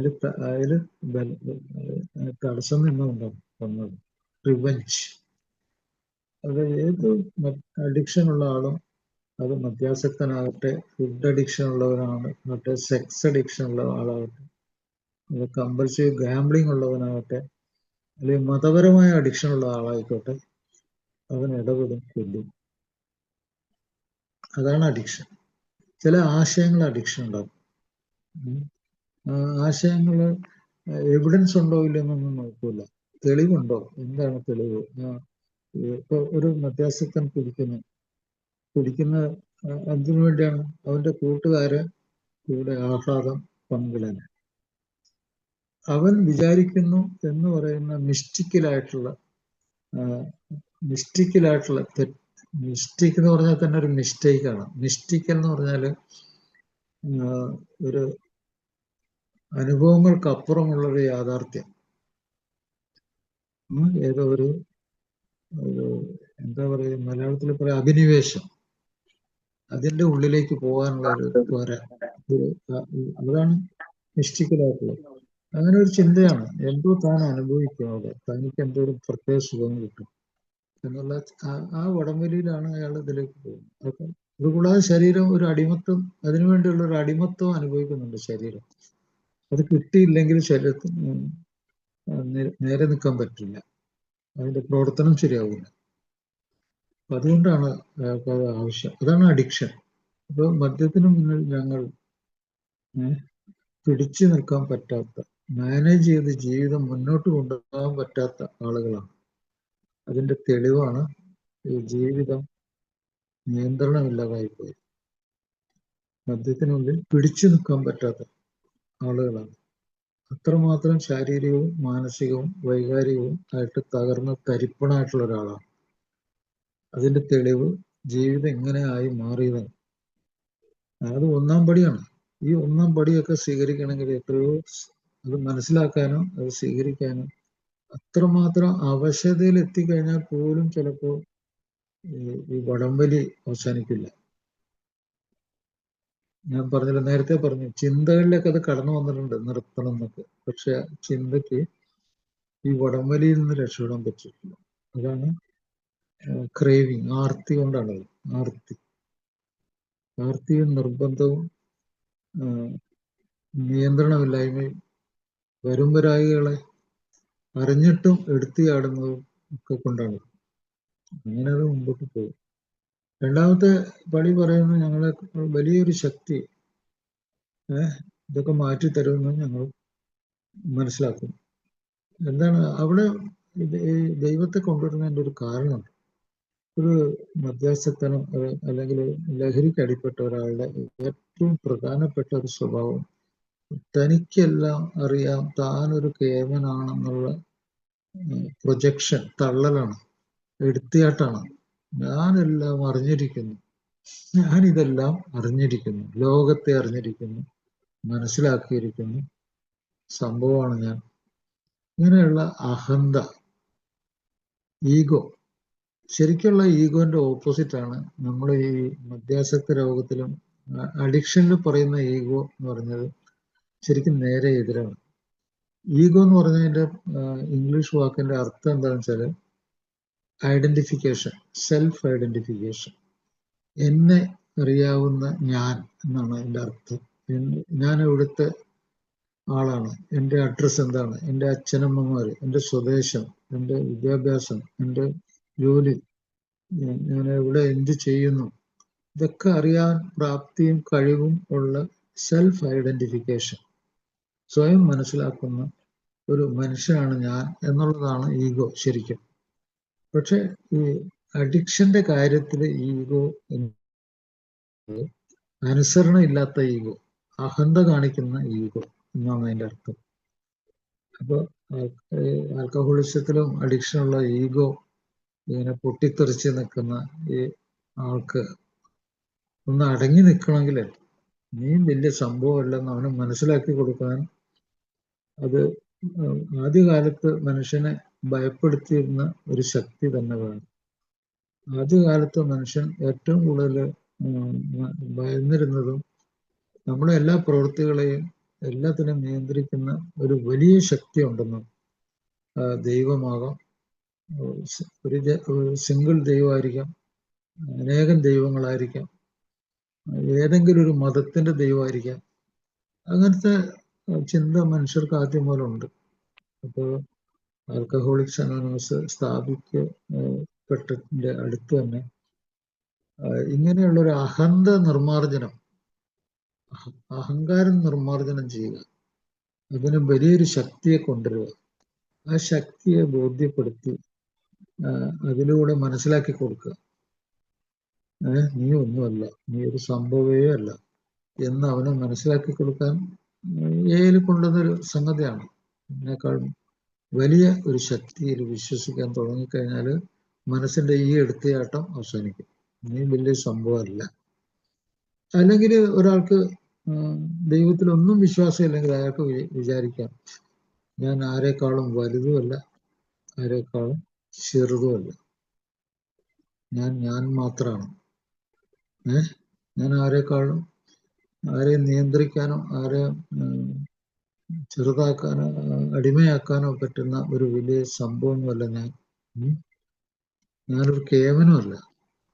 അങ്ങനത്തെ ഒരു സ്വയം മനസ്സിലാക്കലുള്ള ഒരാൾക്ക് ഒരു ദൈവത്തിന്റെ ആവശ്യമില്ല. കാരണം അയാൾ ആരും അങ്ങനെ ഉപദ്രവിക്കാൻ പോകുന്നില്ല. അങ്ങനത്തെ ഒരു ചിന്തയിൽ കൂടി, അഹങ്കാരത്തിൽ കൂടി അയാൾക്ക് ആരെയും ഉപദ്രവിക്കേണ്ട ആവശ്യമില്ല. ഒരു മധ്യസ്ഥത്തിന് അല്ലെങ്കിൽ മറ്റു ലഹരിയുള്ള ആളെ നോക്കുക, അയാൾ എപ്പോഴും നിഷേധത്തിന്റെ ഉള്ളിലാണ്, എപ്പോഴും മറ്റുള്ളവരോട് കലഹിച്ച് കൊണ്ടിരിക്കുന്ന ഒരാളാണ്. അപ്പൊ അയാളെ പിടിച്ചു നിർത്താൻ, അയാളുടെ തള്ളലൊന്ന് കുറയ്ക്കാൻ അയാളെക്കാൾ വലിയ ശക്തി ഉണ്ട്. അത് ഈ ലോകത്തുണ്ട് എന്ന് മനസ്സിലാക്കി കൊടുക്കാൻ. അത് ഈ ലോകത്തിൽ എല്ലാ സ്ഥലത്തും ഉണ്ട്, ആ ശക്തിയുണ്ട്. വെറുതെ ഒരു തള്ളല് മാത്രമാണ്. ഞാൻ ഭയങ്കര സംഭവം, മരിച്ചു പോകുന്ന ശരീരമുള്ള ഒരാളിങ്ങനെ പറഞ്ഞു നടക്കുക. ഏത് നിമിഷം ഇൻസ്റ്റന്റേനിയസ് ആയിട്ട് നിമിഷ നേരം കൊണ്ട് മരിക്കാം, ഇൻസ്റ്റാൾമെന്റ് ആയിട്ട് മരിക്കാം. അങ്ങനത്തെ ഒരു രോഗം കൊണ്ട് നടക്കുന്ന ഒരാളാണ് ഈ തള്ളല് കാണിക്കുന്നത്. അപ്പോൾ അതാണ് ആ രണ്ടാമത്തെ പടിയുടെ പ്രത്യേകത. അതാണ്. അതൊക്കെ ഇവിടെ വന്ന് പഠിച്ചു കഴിഞ്ഞ് അതിന്റെ അർത്ഥം ശരിക്കും മനസ്സിലാക്കി കഴിഞ്ഞാൽ മദ്യത്തിന്റെ പുറകെ നടക്കാൻ പറ്റുമെന്ന് എനിക്ക് തോന്നുന്നില്ല. കാരണം തലച്ചോറ് പ്രവർത്തിക്കാൻ തുടങ്ങും. അത് കൂടാതെ നാലാമത്തെ പടി എടുത്ത് നോക്കുക. അത് വളരെ അപാരമായിട്ടുള്ള ഒരു ബുദ്ധി കൗശലം അതിൻ്റെ ഉള്ളിലുണ്ട്. അതെന്താണ്? അതിസൂക്ഷ്മത വേണം അതിന്. അതിസൂക്ഷ്മത. ഈ മദ്യം നിർത്തണമെങ്കിൽ ഈ ലഹരിയുടെ പുറകെ പോയിട്ട് പല കാര്യങ്ങളും നുണ പറയും. ഞാൻ മദ്യം കഴിച്ചിട്ട് മദ്യം കുറച്ചേ കഴിച്ചുള്ളൂ, കുറെ മുമ്പാണ് കഴിച്ചത്, ഇങ്ങനെയുള്ള നുണകളുടെ ഒരു കൂമ്പാരം. അപ്പൊ ആ നുണകൾ പറയാതിരിക്കാൻ അതിസൂക്ഷ്മത വേണം. അതിസൂക്ഷ്മത. അങ്ങനെ ഒരു സൂക്ഷ്മത ഉണ്ടാവും. സത്യം വിജയിച്ചാൽ, ഞാൻ മദ്യത്തിൽ നിന്ന് വിട്ടു നിൽക്കുന്നു എന്നുള്ള സത്യം വിജയിച്ചാൽ അത് അതിസൂക്ഷ്മതയാണ്. അവിടെ ഭയപ്പെടേണ്ട ആവശ്യമില്ല. അവിടെ ധാർമ്മിക നിലവാരം തകരുന്ന പ്രശ്നമില്ല. ഇങ്ങനെ നോക്കിക്കഴിഞ്ഞാൽ ധാർമ്മിക നിലവാരങ്ങൾ തകരാതെ ജീവിതം മുമ്പോട്ട് കൊണ്ടുപോകാൻ പറ്റും. നേരെ മറിച്ച് മദ്യം കഴിക്കുക, അപ്പോ അതിന് എനിക്ക് വേണ്ടിയുള്ളൊരു കാര്യമാണ് എന്നുള്ള ഭയമൊന്നുമില്ലാതെ വെറുതെ മദ്യം കഴിക്കാൻ നുണ പറയുക, ചതിക്കുക, അങ്ങനെ അതിൽ കൂടി എന്നെ തന്നെ ചതിച്ചുകൊണ്ട് ഞാൻ മുമ്പോട്ട് പോവുകയാണെങ്കിൽ ഞാൻ ധാർമ്മികമെന്ന് പറയുന്ന എല്ലാ സംഗതികളും അതിൽ തകർന്ന് തരിപ്പണായിപ്പോകും. കാരണം ഞാൻ രക്ഷപ്പെടലിന്റെ മാർഗത്തിലാണെന്ന് എനിക്ക് തന്നെ ആദ്യം ബോധ്യപ്പെടണം. ഞാൻ എനിക്കെതിരായിട്ടാണ് പ്രവർത്തിക്കുന്നത്. അതാണ് നാലാമത്തെ പടി. എത്ര ഭയങ്കരമായിട്ട് നമ്മളെ ബോധ്യം, നീ നുണയാണ് പറയാൻ പോകുന്നത് എന്ന് ബോധ്യപ്പെടുത്തിട്ട്. അഞ്ചാമത്തെ പടി പറയുന്നുണ്ട്, നീ നിന്നോട് തന്നെ നിന്റെ ദൈവത്തോടും അല്ലെങ്കിൽ നിന്റെ വലിയ ശക്തിയോടും ഈ ലോകത്തുള്ള ഏതെങ്കിലും ഒരു മനുഷ്യനായിട്ടും നിനക്കൊരു കണക്ഷൻ വേണം, എങ്കിലും നീ ഒരു മനുഷ്യനാവുള്ളൂ. ഇതൊക്കെ ഈ 3 കണക്ഷനും നഷ്ടപ്പെട്ട ഒരാളാണ് മധ്യാസക്തൻ. അതുകൊണ്ട് അത് എടുത്തു പറഞ്ഞേക്കണം. എത്ര ഭയങ്കര ഒരു പടിയാണെന്ന് നോക്കുന്നത്. ഒരു മധ്യാസക്തന് ഒരു പച്ചയായിട്ടുള്ള ഒരു സാധാരണ മനുഷ്യന്റെ കാര്യം ഇത് പറയുന്നത്. ഒരു സാധാരണ മനുഷ്യൻ മദ്യാസക്തനും അല്ലെങ്കിൽ ലഹരിക്ക് അടിപ്പെട്ട ഒരാളും ആണെങ്കിൽ അയാൾക്ക് 3 കാര്യങ്ങളും നഷ്ടപ്പെടും. അയാൾക്ക് അയാളും ആയിട്ടുള്ള ബന്ധം പോയി. അയാൾക്ക് അയാളുമായിട്ടുള്ള ബന്ധം എന്തിൽ കൂടിയാണ്? ശരീരം കൊണ്ടും മനസ്സുകൊണ്ടാണ്. അത് നഷ്ടപ്പെട്ടു. കാരണം അതിൽ രണ്ടിലും മദ്യം കയറി ഇറങ്ങുവാണ്. മനസ്സെന്ന് പറഞ്ഞാൽ തലച്ചോറാണ്. തലച്ചോറിൽ കയറി ഇറങ്ങുന്നുണ്ട്, ശരീരത്തിൽ കയറി ഇറങ്ങിക്കൊണ്ട് ഒത്തിരി രോഗങ്ങൾ ഉണ്ടായിക്കൊണ്ട് അയാളൊരു രോഗിയാണ്, ഒരു ആയുഷ്കാല രോഗിയാണ്. അയാളുടെ തലച്ചോറില് അയാളെ ശരിയാക്കി എടുക്കാനുള്ള എല്ലാ പരിപാടിയും നഷ്ടപ്പെട്ടുകൊണ്ടിരിക്കുകയാണ്. അപ്പൊ അയാൾക്കത് ആവശ്യമാണ്, ആവശ്യമാണ് അയാൾക്ക്. അതുകൊണ്ടാണ് അയാളെ അറിയണം, അയാളുടെ വലിയ ശക്തി അയാൾ മനസ്സിലാക്കണം. അയാൾക്ക് നിയന്ത്രണത്തിന്റെ ഉള്ളിൽ ജീവിക്കണമെങ്കിൽ അയാൾക്ക് വലിയ ശക്തിയെ മനസ്സിലാക്കണം. അത് കൂടാതെ അയാൾക്ക് ഈ ലോകത്തിൽ എല്ലാവരും വെറുത്ത ഒരാളാണ് അയാൾ. എല്ലാവരും വെറുക്കപ്പെട്ട ഒരാളാണ്. കുടുംബം, സുഹൃത്തുക്കള്, ജോലി സ്ഥലത്തുള്ള ആളുകള്, എല്ലാവരും വെറുത്ത ഒരാളാണ്. ആ ഒരാൾക്ക് ഏറ്റവും വലിയൊരു ആവശ്യം പുറത്തെ ലോകത്ത് എന്താണ്? ഒരു സുഹൃത്താണ്. അയാളുടെ വാക്കുകൾ കേൾക്കാൻ, അത് മനസ്സിലാക്കാൻ, അയാൾക്കൊരു ആശ്വാസം കൊടുക്കാൻ, ഒരല്പം സ്നേഹം കൊടുക്കാൻ, അയാളുടെ കൈയൊന്ന് പിടിക്കാൻ ഒരു സുഹൃത്ത്. അതാണ് 5-ാമത്തെ പടി പറയുന്നത്. നിങ്ങളുടെ ദൈവം, നിങ്ങളുടെ ഒരു സുഹൃത്തെങ്കിലും അത് നിങ്ങൾക്ക് ലോകത്ത് വേണം. എത്ര മനോഹരമായിട്ടുള്ള ഇത് 5-ാമത്തെ പടി. അത് മനസ്സിലാക്കി വരുമ്പോഴത്തേക്ക് സമയമൊക്കെ പോകും ചിലപ്പോൾ. കാരണം ഇത് 24 മണിക്കൂർ പ്രോഗ്രാമിൽ കൂടി തലച്ചോറിനെ ശുദ്ധിയാക്കി, ശരീരത്തെ ശുദ്ധിയാക്കി, നമ്മുടെ ഈ ജീവിതത്തെക്കുറിച്ചുള്ള ചിന്തകളെ ശരിക്കും മനസ്സിൽ കൊണ്ടുവന്നിട്ട് മുന്നോട്ട് പോകുന്ന ഒരു പരിപാടിയാണ്. അപ്പോൾ അതിന് 24 മണിക്കൂർ പ്രോഗ്രാമാണ് അതിന്റെ അടിത്തറ. ആ അടിത്തറ ഇല്ലെങ്കിൽ ഇതൊക്കെ പോകും. അപ്പൊ അതിൽ കൂടി പോകുമ്പോൾ പിന്നെ 6-ാമത്തെ പടിയിൽ നമുക്ക് പറയുന്നുണ്ട്, എപ്പോഴും ഞാൻ തയ്യാറാണ്. I am ready at any time, every time. അത് അങ്ങനെ തന്നെയാണ്. അങ്ങനെ ഞാൻ എപ്പോഴും റെഡി അല്ലെങ്കിലും പരിപാടി തീർന്നു. എപ്പോഴും ഈ പ്രോഗ്രാമിൽ പറയുന്ന കാര്യങ്ങൾ സ്വീകരിക്കാനായിട്ട് ഞാൻ തയ്യാറല്ലെങ്കിൽ സംഗതി എല്ലാം തകർന്നു പോയില്ല. അപ്പൊ 24 മണിക്കൂർ പ്രോഗ്രാം മുന്നോട്ട് കൊണ്ടുപോകണമെങ്കിൽ ഞാൻ റെഡി ആയിരിക്കണം. അതുപോലെ തന്നെ 8-ാമത്തെ പടി വളരെ ഇമ്പോർട്ടൻ്റ്.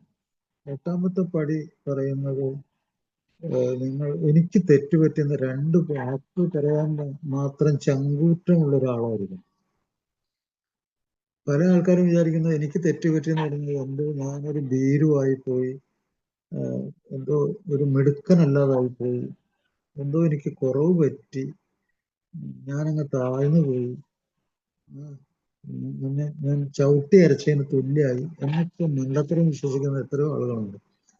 മറിച്ചൊരു മദ്യാസക്തൻ ഉപദ്രവിച്ചതിന് കയ്യും കണക്കുമില്ല. അയാളുടെ കുടുംബത്തിലെ എല്ലാ ആളുകളെയും, അയാളുടെ അച്ഛൻ, അമ്മ, സഹോദരൻ, സഹോദരി, ഭാര്യ, മക്കള്, അയാളുടെ ഭാര്യയുടെ അച്ഛൻ, ഭാര്യയുടെ അവരുടെ ബന്ധുക്കൾ, അയാൾ ജോലി ചെയ്യുന്ന സ്ഥലത്തെ സുഹൃത്തുക്കൾ, അവരൊക്കെ ചവിട്ടി അരയ്ക്കാത്ത ആൾക്കാർ ആരാ ഉള്ളത്?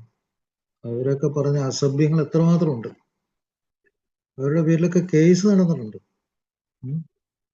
ആക്രമണങ്ങൾ നടന്നിട്ടുണ്ട്. അതൊക്കെ മനസ്സിലാക്കാതെ ഇയാൾ എങ്ങനെയാണ് ജയിലിൽ കൂടി രക്ഷപ്പെടാൻ പോകുന്നത്? അതുകൊണ്ടാണ് ആ കാലത്ത് പോലും 1935-39 ഈ പടികളൊക്കെ എഴുതിയത്. ആ കാലത്ത് പോലും ഇതൊക്കെ മനസ്സിലാക്കി. ഇതെല്ലാം വെറും സിമ്പിൾ ആയിട്ടുള്ള ലോജിക്കാണ്, സിമ്പിൾ ആയിട്ടുള്ള ജീവിതമാണ്. അപ്പോ ആ സമയത്ത് പോലും അവർ പറഞ്ഞു, നിങ്ങൾക്ക് ജീവിതം തിരിച്ചു കിട്ടണമെങ്കിൽ നിങ്ങളുടെ കൂടെയുള്ളവരൊക്കെ നിങ്ങളെ അടുത്ത് വേണം. അതിന് നിങ്ങൾക്ക് 2 വാക്ക് മതി.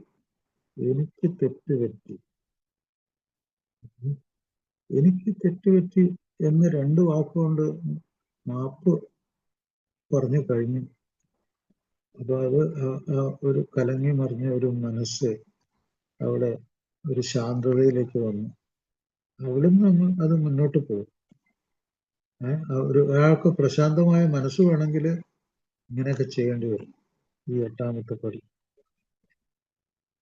പിന്നെ നമ്മള് നിരന്തരം ഈ 8ാമത്തെ പടിയിൽ ഒരു പ്രശ്നമുണ്ട്. അത് കഴിഞ്ഞ ദിവസം മറ്റൊരാൾ പറഞ്ഞെന്ന് തോന്നുന്നു. 8ാമത്തെ പടിയിലെ പ്രശ്നം എന്താ വെച്ചാല് മാപ്പ് ചോദിക്കുമ്പോൾ ആ മാപ്പ് ആരോടാണ് ചോദിക്കുന്നത് അവർക്ക് ആ മാപ്പ് പറച്ചിൽ ഉപദ്രവം ഉണ്ടാക്കുന്ന ഒരു പരിപാടിയായി മാറിയാൽ അത് വലിയ കുഴപ്പത്തിലേക്ക് പോകും. അതുകൊണ്ട് അങ്ങനെയുള്ളൊരു അവസ്ഥയാണെങ്കിൽ മാപ്പ് പറയേണ്ട ആവശ്യമില്ല. ഉപദ്രവകരമായിട്ടുള്ളൊരു മാപ്പ് പറച്ചിൽ അതൊരു ദ്രോഹമായിരിക്കും ആ സിറ്റുവേഷനും അതൊക്കെ. അപ്പൊ അത് ഒരു മുൻകൂർ ഒരു സൂചന നൽകുന്നുണ്ട്. പിന്നെ ഈ 12ാമത്തെ പടി നിരന്തരമായിട്ടുള്ള സെൽഫ് അണ്ടർസ്റ്റാൻഡിങ്, അതായത് നമ്മുടെ ഓരോ ദിവസത്തെയും ജീവിതത്തില് നമ്മൾ ഉപദ്രവിച്ചിട്ടുള്ള ആളുകളും നമ്മൾ എന്തെല്ലാം ഉപദ്രവങ്ങൾ ചെയ്തു അതിന്റെ ഒരു സ്വയം വിലയിരുത്തൽ. കാരണം ഒരു മധ്യാസക്തന്റെ ഒരു ജീവിതത്തില് ഒരു ദിവസത്തെ 24 മണിക്കൂർ ജീവിതത്തില് ഈ ഉപദ്രവത്തിന്റെ ലിസ്റ്റിൽ വരാത്ത ആളുകൾ ഉണ്ടാവും തോന്നുന്നു. അതിൽ ഏറ്റവും നമ്പർ 1 അയാളെ തന്നെയാണ് അയാൾ ഉപദ്രവിച്ചുകൊണ്ടിരിക്കുന്നത്. അയാളുടെ കൂടെ ജീവിക്കുന്നവരെ ഉപദ്രവിക്കുന്നുണ്ട്. ഇതൊക്കെ അയാളുടെ മനസ്സിൽ ക്ലാരിറ്റി, വ്യക്തത വരണമെങ്കിൽ അയാൾ അതിനെപ്പറ്റി ചിന്തിക്കണം. ഒരു കണക്കെടുപ്പ് നടത്തണം. ഓരോ ദിവസം അയാൾ കിടക്കാൻ നേരത്ത് അയാള് എവിടെയൊക്കെ ഉപദ്രവങ്ങൾ ഉണ്ടായി, ആരെയൊക്കെ ഉപദ്രവിച്ചു, ഏതെങ്കിലും ഒരു നല്ല കാര്യം ചെയ്തിട്ടുണ്ടോ എന്നുള്ള ഒരു വിലയിരുത്തൽ ചെയ്യാൻ പറയുന്നുണ്ട്. അതുകൂടാതെ ഈ പ്രാർത്ഥന ധ്യാനം എന്നൊക്കെ പറയുന്ന സംഗതികൾ നിസ്സാരമൊന്നുമല്ല. അത് വാസ്തവത്തിൽ ഈ പ്രാർത്ഥനയും ധ്യാനത്തിലും നമ്മൾ വെറുതെ അന്ധമായിട്ടുള്ള ഒരു കൂടി പോയി കഴിഞ്ഞാൽ അത് ശരിയാവില്ല. നമ്മുടെ മനസ്സവിടെ വേണം. മനസ്സില്ലാത്ത ഒരു പ്രാർത്ഥന, ഒരു ധ്യാനം കൊണ്ട് ഒരു വലിയ മാറ്റമൊന്നും വരാൻ പോകുന്നില്ല. ഇപ്പോഴത്തെ പുതിയ വാക്ക് മൈൻഡ്ഫുൾനെസ് എന്നാണ്. മൈൻഡ്ഫുൾനെസ്. നമ്മുടെ മനസ്സ് എവിടെയാണോ ആ മനസ്സ് നമ്മുടെ കൂടെ ഉണ്ട്. അവിടെയാണ് പ്രാർത്ഥനയും ധ്യാനവും നടക്കുന്നത്. നിങ്ങളുടെ നല്ല ശുദ്ധ മനസ്സ് നിങ്ങളുടെ കൂടെ ഉണ്ടെങ്കിൽ നിങ്ങൾ പ്രത്യേകിച്ച് ഒച്ചയിലിരുന്നും വലിയ വാചകങ്ങൾ അടിച്ചൊന്നും പ്രാർത്ഥിക്കേണ്ട ആവശ്യമൊന്നുമില്ല. നിങ്ങളുടെ ശരീരത്തിന്റെ കൂടെ നിങ്ങളുടെ മനസ്സ് വേണം. അത് നിങ്ങളുടെ ചിന്തകളും നിങ്ങളുടെ വികാരങ്ങളിലും സ്വഭാവങ്ങളിലും എല്ലാം ആ മനസ്സ് സംശുദ്ധമായിട്ട് ഉള്ള ആ മനസ്സ് നിങ്ങളുടെ കൂടെ ഉണ്ടെങ്കിൽ അതൊരു പ്രാർത്ഥനയ്ക്കും ഒരു ധ്യാനത്തിനും തുല്യമാണ്. അപ്പൊ ഒരു ഉദാഹരണം പറയാം. ഈ മൈൻഡ് എന്ന് പറയുന്നത് നമ്മൾ എന്തൊക്കെ ഉൾപ്പെടുത്തുന്നുണ്ട്. നമുക്ക് ശ്രദ്ധിക്കാൻ പറ്റുക, ഒരു അലർട്ടായിട്ട് നിൽക്കുക, നമ്മുടെ ചുറ്റുപാടിനെ അറിയുക, നമ്മുടെ ബോധം പ്രവർത്തിക്കുക. ആ ബോധത്തിൽ എന്തൊക്കെയുണ്ട്? നമ്മുടെ ബന്ധുക്കളുണ്ട്, നമ്മുടെ യാഥാർത്ഥ്യമായിട്ടുള്ള ലോകവും മുമ്പിലുണ്ട്, ആളുകൾ, സ്ഥലങ്ങൾ, വസ്തുക്കളൊക്കെ നമ്മുടെ ഉള്ളിലുണ്ട്. അത് നമ്മുടെ ശ്രദ്ധ, ധാരണ, നമ്മൾ അർത്ഥം കൊണ്ട് ലോകത്ത് മനസ്സിലാക്കുന്ന കാര്യങ്ങൾ, നമ്മുടെ ബോധം അത് ഫോക്കസ്ഡാണ്, അത് ശ്രദ്ധിച്ചുകൊണ്ടിരിക്കുകയാണ്. അത് നമ്മുടെ ഓരോ ചലനത്തിലും അതുണ്ട്.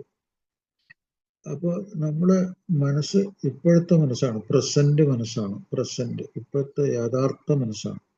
അതൊരു പഴയ മനസ്സല്ല. പഴയ മനസ്സ് ഇങ്ങനെ മറ്റു ലഹരികളിലൊക്കെ അലഞ്ഞു തിരിഞ്ഞൊരു മനസ്സാണ്. അപ്പൊ ആ ഭൂതകാലത്തേക്ക് നമുക്ക് പോകേണ്ട ആവശ്യമില്ല. പഴയ കാലത്ത് മനസ്സിലേക്ക് പോയാൽ ഭ്രാന്ത് പിടിക്കും. പഴയ കാലത്ത് ആ മനസ്സിലേക്ക് പോയിക്കൊണ്ട് ഒരു മധ്യാസത്തിനോ ഒരു മറ്റു ലഹരിയുള്ള ഒരുത്തം നടന്നു കഴിഞ്ഞാൽ ഭ്രാന്തിലേക്ക് തിരിച്ചു പോകാൻ നടക്കും. അപ്പോൾ പഴയ കാലം നമുക്ക് വേണ്ട. ഇനി ഇപ്പോഴത്തെ നമ്മുടെ മനസ്സിനെ മോഹിപ്പിക്കാനായിട്ട് ഒരു വസ്തുക്കളും നമുക്ക് ആവശ്യമില്ല. ഇപ്പൊ നമ്മളതിന് വിട്ടു നിൽക്കുകയാണ്. അപ്പൊ നമ്മൾ ഇനി വരാൻ പോകുന്ന ഭാവി കാലം ഒരു ആർത്തിയോടുകൂടി കാണേണ്ട ആവശ്യമൊന്നുമില്ല. ആർത്തിയിലേക്ക് പോയാൽ അവിടെ നമ്മൾ തകർന്ന് തരിപ്പണാവും. ഇപ്പോഴത്തെ നമ്മുടെ മനസ്സ്, ഇപ്പോഴത്തെ നമ്മുടെ പ്രവൃത്തി, ഇപ്പോഴത്തെ നമ്മുടെ ജീവിതം, പ്രസന്റ്, ഈ കാലം, ഈ സമയം, ഇതിൽ കൂടിയാണ് നമ്മൾ നാളത്തെ നമ്മൾ രക്ഷപ്പെട്ട് നമ്മളൊരു മനുഷ്യനായി നമ്മുടെ ജീവിതത്തിൽ ഉൾപ്പെട്ട് നമ്മുടെ കൂടെ ജീവിക്കുന്നവരുടെ ജീവിതത്തിലും ഉൾപ്പെട്ട് നമ്മൾ ജീവിക്കാൻ പോകുന്നു.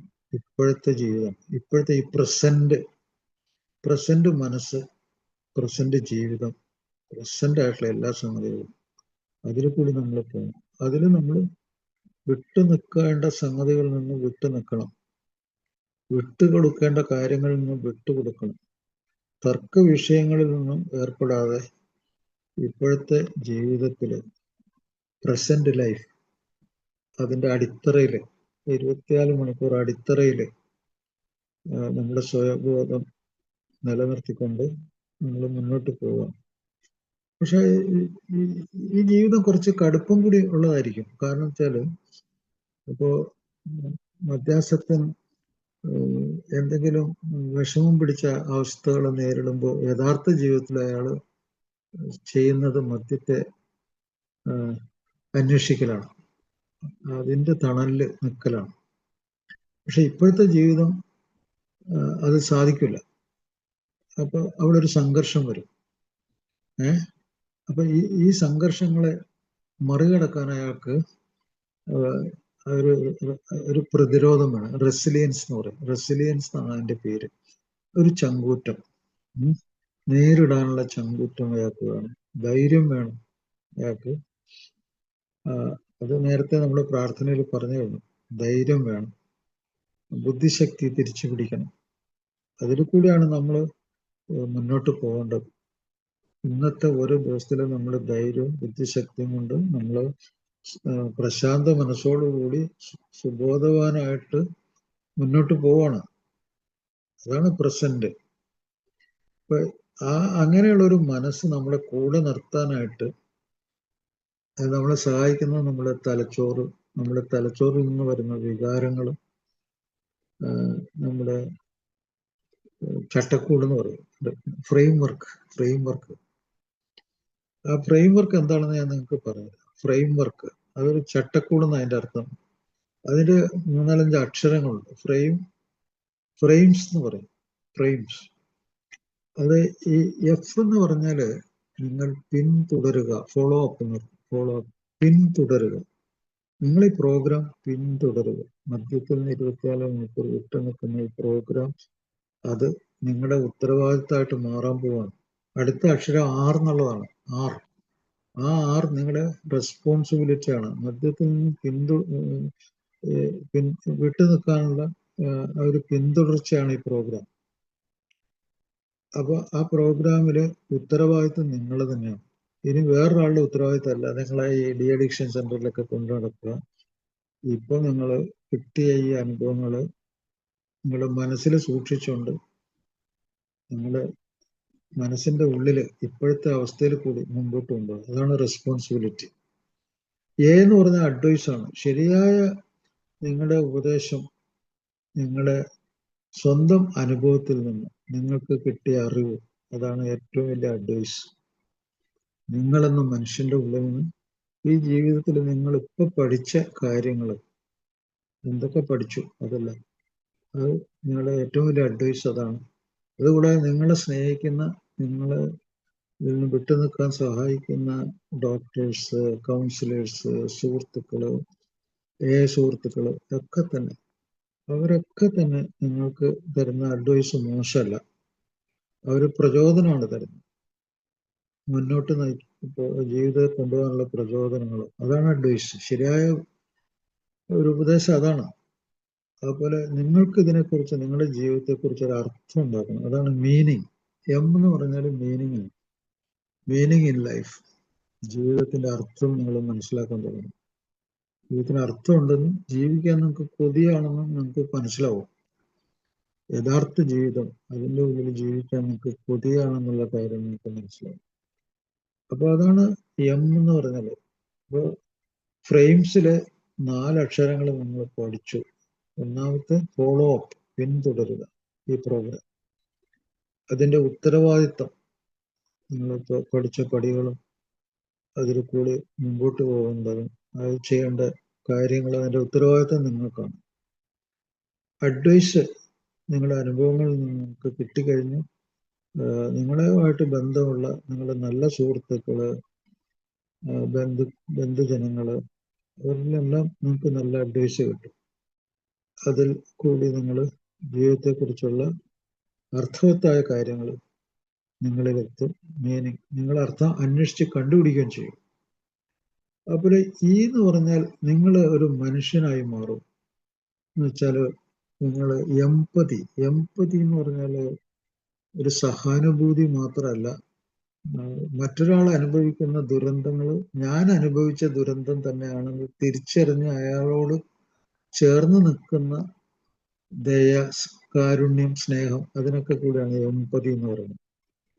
നമ്മളും അയാളും തമ്മിൽ വ്യത്യാസമില്ല എന്ന് വിചാരിച്ച് അയാളെ മനസ്സുകൊണ്ട് അയാളോട് ചേർന്ന് നിൽക്കുന്ന അവസ്ഥയ്ക്കാണ് എമ്പതി എന്ന് പറയുന്നത്. എമ്പതി. അപ്പൊ നിങ്ങൾ അങ്ങനെയുള്ളൊരു മനുഷ്യനായി മാറുന്നു. എമ്പതി. അപ്പൊ ഇതാണ് നിങ്ങളുടെ സോബ്രിറ്റിയുടെ, നിങ്ങളുടെ പ്രശാന്തമായിട്ടുള്ള മനസ്സിന്റെ അടിത്തറ. ഇതാണ് നിങ്ങള് റിക്കവറിക്ക് വേണ്ട സംഗതികളെല്ലാം ഇതിലുണ്ട്. ഈ പ്രോഗ്രാമിൽ കൂടിയുള്ള റിക്കവറി ഞാനിപ്പോ എല്ലാം പറഞ്ഞു കഴിഞ്ഞു. എല്ലാ കാര്യങ്ങളും എന്തൊക്കെ വേണ്ടെന്നുള്ളത് പറഞ്ഞു. അപ്പോൾ മദ്യാസക്ത രോഗത്തിന്റെ കാതലായ സംഗതി എന്താണെന്ന് വെച്ചാൽ 24 മണിക്കൂർ പ്രോഗ്രാമിൽ കൂടി സ്വന്തം തലച്ചോറിനെയും സ്വന്തം ശരീരത്തെയും സ്വന്തം സ്വഭാവത്തെയും തിരിച്ചു പിടിക്കുക എന്നുള്ളതാണ്. ഇങ്ങനെ തിരിച്ചു പിടിച്ചാൽ എന്തൊക്കെ കിട്ടും? ഒരു മനോഹരമായുള്ള ജീവിതം തിരിച്ചു കിട്ടും, കഴിവുകൾ തിരിച്ചു കിട്ടും, ഒരു മനുഷ്യനാണെന്ന് എല്ലാവർക്കും നിങ്ങളെ അംഗീകരിക്കുകയും നിങ്ങളോട് ചേർന്ന് നിൽക്കുകയും ചെയ്യും. ആ ഒരു അവസ്ഥ വേറൊരു സ്ഥലത്തും നിങ്ങൾക്ക് കിട്ടില്ല. നിങ്ങളെ അംഗീകരിക്കും. അതാണ് നമ്മൾ ഈ പ്രോഗ്രാം. അപ്പോൾ ഈ പ്രോഗ്രാമിന്റെ ഏറ്റവും വിലപ്പെട്ട കാര്യങ്ങളൊക്കെ ഞാൻ പറഞ്ഞു കഴിഞ്ഞു. ഈ 12 പടികളും 12 പാരമ്പര്യങ്ങൾ വാസ്തവത്തില് ഇത് ശരിക്കും പറഞ്ഞു കഴിഞ്ഞാല് നമ്മൾ നടപ്പിലാക്കേണ്ട കാര്യങ്ങൾ, ഒരു മുന്നറിയിപ്പുകൾ കൂടിയാണത്. നമ്മള് ഈ റിക്കവറിയിൽ നിന്ന് മാറി നമ്മൾ മോശപ്പെട്ട അവസ്ഥയിലേക്ക് പോകാതിരിക്കാനുള്ള ഒരു വാണിങ്, മുന്നറിയിപ്പുകളാണ്. അതില് ഏറ്റവും പ്രധാനം നമ്മൾ യഥാർത്ഥ മനുഷ്യത്വത്തിലേക്ക് നമ്മൾ തിരിച്ചു വരാനുള്ള ഈ പടികൾ നടത്തണമെങ്കിൽ അത് ചില നിയമങ്ങളുടെ ഉള്ളിലാണ് അത് നടത്താൻ പറ്റുള്ളൂ. ഉദാഹരണത്തിന് എയില് അത് സൗജന്യമായിട്ടുള്ളൊരു പ്രോഗ്രാമാണ് എ പ്രോഗ്രാം. അവിടെ പണം വാങ്ങിക്കലോ ഒരു രാഷ്ട്രീയ കക്ഷികളെ പോലെയുള്ള അടിച്ചേൽപ്പിക്കലോ അല്ലെങ്കിൽ മുകളിൽ നിന്നുള്ള അനുസരണ പഠിപ്പിക്കലോ ഒന്നുമില്ല. ഒരാൾ സ്വയം പഠിക്കലാണത്. അപ്പൊ അതിന്റെ നിയമങ്ങളൊക്കെയാണ് ഈ 12 പാരമ്പര്യങ്ങൾ. അതിനെപ്പറ്റിയൊക്കെ വിശദമായിട്ട് പിന്നീട് നമ്മൾ മെമ്പേഴ്സ് തന്നെ നിങ്ങൾക്ക് പറഞ്ഞു തരും. അതൊക്കെ മനസ്സിലാക്കുക. ചികിത്സ എന്നുള്ള വാക്കുകൊണ്ട് ഉദ്ദേശിക്കുന്നത് അതിന്റെ അടിത്തറ എന്താന്ന് വെച്ചാൽ മദ്യത്തിൽ നിന്ന് വിട്ടു നിൽക്കലാണ്. അതിന്റെ ആദ്യത്തെയും തുടക്കം മുതൽ അവസാനിക്കും നമ്മൾ മരിക്കുന്ന വരെയുള്ള ചികിത്സ എന്ന് പറയുന്നത് മദ്യത്തിൽ നിന്ന് വിട്ടുനിൽക്കൽ എന്നുള്ള ചികിത്സയാണ്.